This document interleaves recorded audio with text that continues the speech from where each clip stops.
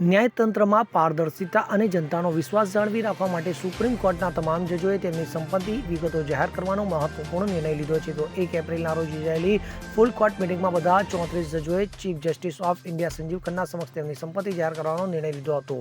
જજોએ એમ પણ કહ્યું કે મિલકતો સંબંધિત વિગતો સુપ્રીમ કોર્ટની સત્તાવાર વેબસાઇટ પર અપલોડ કરવામાં આવશે.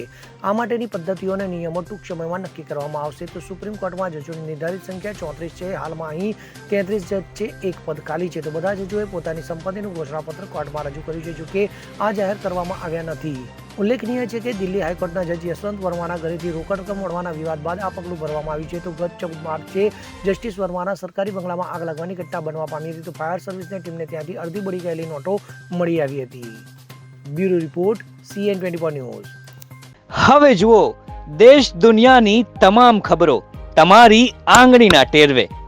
ઉઠાવો મોબાઈલ અને Google Play Store પરથી ડાઉનલોડ કરો અમારી CN24 ન્યૂઝ મોબાઈલ એપ.